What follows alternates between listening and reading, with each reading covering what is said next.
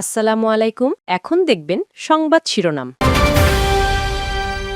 ঘন কুয়াশায় চাঁদপুরে মধ্যরাতে 2 লঞ্চের সংঘর্ষ। কোস্টগার্ড 4 জনের মরদেহ উদ্ধারের কথা বললেও 8 জন নিহতের তথ্য জানিয়েছে নৌপুলিশ। প্রবাসী অধ্যুষিত সিলেট 6 আসনে ত্রিমুখী লড়াইয়ের আভাস। বিএনপি জামায়াতের পাশাপাশি মাঠ চষে বেড়াচ্ছেন জমিয়তের প্রার্থীও। সুষ্ঠু ভোটের প্রত্যাশা ভোটারদের।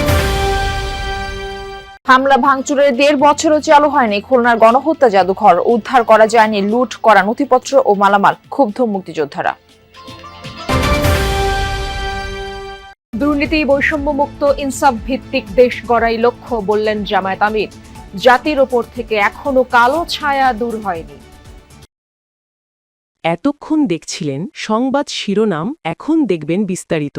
এখন পর্যন্ত 4 জনের মরদেহ এসেছে এবং যারা প্রত্যক্ষদর্শী এবং কোস্টগার্ড, পুলিশ, নৌ পুলিশ তারা সবাই বলছেন যে এই ঘটনায় এখন পর্যন্ত 4 জনের নিহত হওয়ার তথ্য তাদের কাছে রয়েছে। অন্য কেউ নিহত হয়েছেন কিনা বা কেউ নিখোঁজ আছেন কিনা সেই বিষয়ে কোনো বিস্তারিত তথ্য তাদের কাছে নেই। অর্থাৎ তারা বলছেন 2 থেকে 3 জন আহত হয়েছেন, সেই আহতদেরকেও উদ্ধার করে চিকিৎসা দেওয়া হয়েছে। কাউকে এখনো চিকিৎসা দেওয়া হচ্ছে, তবে 4 জনের বেশি নিহত হয়েছেন বলে এমন কোনো খবর তাদের কাছে নেই। তো সুতরাং ধারণা করা হচ্ছে এখন পর্যন্ত নিহতের সংখ্যা 4 জন। যদি পরবর্তীতে কেউ নিখোঁজ থাকে অথবা কারো লাশ পাওয়া যায়, সেক্ষেত্রে এই 4টির সংখ্যার সঙ্গে আরেকটি সংখ্যা বা সেগুলো যোগ হবে। আর আমরা এসেছি লঞ্চটি পরিদর্শন করতে, যেখানে সদরঘাটে যাত্রী সম্রাট 3 যেটি ভোলার ঘোষেরহাট থেকে ছেড়ে এসেছিল সেদিকে নিয়ে আসা হয়েছে সদরঘাটে। আমরা যদি দেখতে পেয়েছি এখানে এসে, সেটি হচ্ছে লঞ্চটি যেহেতু ঢাকা মুখী ছিল এবং অ্যাডভেঞ্চার 9 যেটি সেটি যেহেতু বরিশাল মুখী ছিল, সুতরাং ডান পাশে অর্থাৎ জাকির সম্রাট 3-এর ডান পাশ দিয়ে মাঝ বরাবর লঞ্চটিকে আঘাত করা হয়েছে। অ্যাডভেঞ্চার 9 আঘাত করেছে বলে এখন পর্যন্ত ধারণা করা হচ্ছে, যেহেতু লঞ্চটি একেবারে মাঝ বরাবর, কোনো মুখোমুখি নয় অথবা পাশ থেকেও কোনো আঘাত করা হয়নি, শুধুমাত্র একেবারে মাঝ বরাবর আঘাত করা হয়েছে। ফলে বোঝাই যায় আঘাতটি অনেক বড় ছিল এবং পুরো মাঝের একটি অংশ ভেঙে ভিতরে প্রবেশ করেছে বা ভিতরে ঢুকে গিয়েছে। সুতরাং বোঝাই যায় লঞ্চটির অবস্থা দৃষ্টিতে মনে হচ্ছে যে অত্যন্ত জোরে সেটি আঘাত ছিল, যেহেতু যাত্রীরা বলছেন যে ঘন কুয়াশা ছিল এবং কুয়াশার কারণে অনেক কিছুই দেখা যাচ্ছে না, স্পষ্ট হওয়া যাচ্ছিল না। সেটি থেকে এই দুর্ঘটনা ঘটেছে বলে ধারণা করা হচ্ছে। আর একটি তথ্য জানিয়ে রাখি, কিছুক্ষণের মধ্যে এখানে শ্রম এবং নৌ পরিবহন মন্ত্রণালয়ের দায়িত্বপ্রাপ্ত উপদেষ্টা ব্রিগেডিয়ার জেনারেল অবসরপ্রাপ্ত এম শাখাওয়াত হোসেন তিনি পরিদর্শনে আসবেন। প্রবাসী অধ্যুষিত সংসদীয় আসন সিলেট 6-এ লড়াই হতে পারে ত্রিমুখী। বিএনপি জামায়াতের পাশাপাশি মাঠ চষে বেড়াচ্ছেন জমিয়তের প্রার্থীও। ভোটারদের প্রত্যাশা সংঘাতহীন শান্তিপূর্ণ নির্বাচন। প্রবাসী অধ্যুষিত গোলাপগঞ্জ বিয়ানীবাজার উপজেলা নিয়ে গঠিত সংসদীয় আসন সিলেট 6 যেন বিএনপির জন্য অনেকটাই দুর্বোধ্য। এখনো পর্যন্ত দলীয়ভাবে আসনটি জিততে পারেনি দলটি।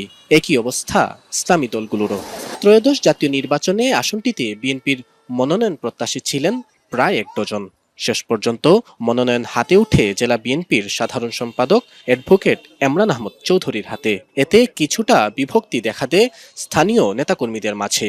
নেতাকর্মীরা বলছেন, কুন্দল মেটাতে পারলে সহজেই আসনটি আসবে বিএনপির ঘরে। যদি বিএনপি সিলেট 6 আসনে ঐক্যবদ্ধ থাকে তাহলে ধানের শীষের বিজয় নিশ্চিত। দলের মধ্যে কোনো কুন্দল যদি না থাকে, ফল আমাদের ঘরে ফিরে আসবে। নির্বাচন সুষ্ঠুভাবে যদি হয়, আমরা আশা করি, প্রত্যাশা আমাদের যে আমরা বিশাল ব্যবধানের মধ্যে আমরা জয়লাভ করব। মনোনীত প্রার্থী এমরানের দাবি, দল থেকে মনোনয়ন ঘোষণার পর ঐক্যবদ্ধ আছেন নেতাকর্মীরা। দক্ষিণ এশিয়ার একমাত্র গণহত্যা জাদুঘর অবস্থিত খুলনায়। 71-এ বাংলার মানুষের উপর পাকিস্তানি বাহিনী আর রাজাকারদের চালানো অমানবিক নির্যাতনের চিত্র তুলে ধরা হয়েছে সেখানে। অথচ সেই জাদুঘরটি 2024-এর 4 আগস্ট ভাঙচুর করা হয়, লুটপাট করা হয় নথিপত্র ও দামি দামি মালামাল। ঘটনার 1.5 বছর পার হলেও চালু হয়নি স্বাধীনতাকামীদের প্রাণের এই প্রতিষ্ঠান। এতে ক্ষুব্ধ মুক্তিযুদ্ধ প্রেমীরা। 2024 সালের 4 আগস্ট, যেদিন দেশের বিভিন্ন স্থাপনার সাথে ভাঙচুর করা হয় খুলনা নগরীর 26 সাউথ সেন্ট্রাল রোডের এই জাদুঘরে, যেটি 1971 সালের গণহত্যা, নির্যাতন, আর্কাইভ ও জাদুঘর। নষ্ট করা হয় ভবনের অনেকটাই, গুড়িয়ে দেওয়া হয় গ্লাস সহ সামনের অংশ। ক্ষতিগ্রস্ত হয়েছে বাইরে স্থাপন করা ইতিহাসের বিভিন্ন নিদর্শন। লুট হয় ইতিহাস সম্বলিত কাগজপত্র ও স্মৃতিচিহ্ন। বাইরে থেকে দেখলে মনে হবে এটি কোনো পোড়ো বাড়ি। চারদিকে ঝোপঝাড় আগাছা আষ্টে পিষ্টে ধরেছে জাদুঘরটিকে। ধুলাবালিতে আবৃত ভবনের প্রধান ফটক আটকানো, ছড়িয়ে ছিটিয়ে থাকা কাচের টুকরো এখনো সেই ধ্বংসলীলার সাক্ষী। কোনো রকমে টিন দিয়ে ঘিরে রেখে মালামাল রক্ষা করার চেষ্টা করা হয়েছে। মূল যে মুক্তিযোদ্ধার যে একটা প্রতিষ্ঠান, একটা জাদুঘর, এইটাই বন্ধ। কেন এটা ভাঙচুর করা হলো, এখনো কেন খোলা হইল না? যারা নতুন প্রজন্ম দেখে শিখবে, যারা যুদ্ধ দেখে নাই বা ইতিহাস জানে না তাদেরকে জানানোর জন্যই এই জাদুঘরটা প্রতিষ্ঠিত হয়।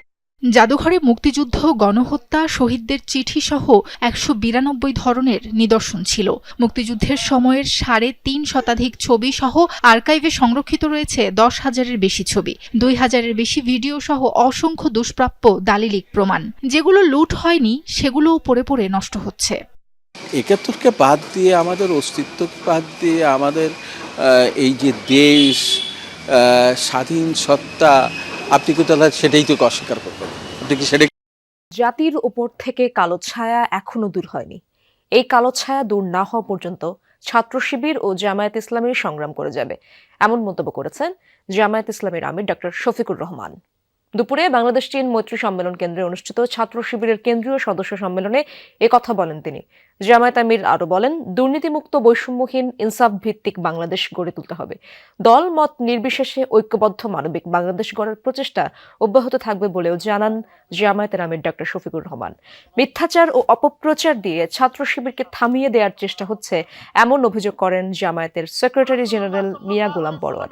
বলেন, স্বাধীনতা বিরোধী রক কাটা কিংবা ক্রস ফায়ার আয়নাঘর দিয়ে ছাত্র শিবিরকে থামানো যাবে না। এর আগে সকালে সম্মেলনের উদ্বোধন করেন জুলাই গণ অভ্যুত্থানে প্রাণ হারানো মুনতাসির আলিফের বাবা। সব ধর্ম, সব দল, সব জাতি মিলে ঐক্যবদ্ধ বাংলাদেশ নিয়ে আমরা সামনে এগিয়ে যাব। সেই ঐক্যবদ্ধ বাংলাদেশ ইনশাআল্লাহ শুধু বাংলাদেশকে রাস্তা দেখাবে না, ইনশাআল্লাহ সেই বাংলাদেশ দুনিয়ার বহু দেশকে রাস্তা দেখাবে ইনশাআল্লাহ। জাতিকে বিভ্রান্ত করে আমাদেরকে আবার সেই পেছনে ঠেলে দিতে চায়, কিন্তু জাতি কোনো মিথ্যাচার, কোনো মিসপ্রপাগান্ডাকে কখনো বিশ্বাস করবে না। তারা জানে না ইসলামী ছাত্র শিবিরকে কখনো সন্ত্রাস দিয়ে কখনো স্তব্ধ করা যায় না।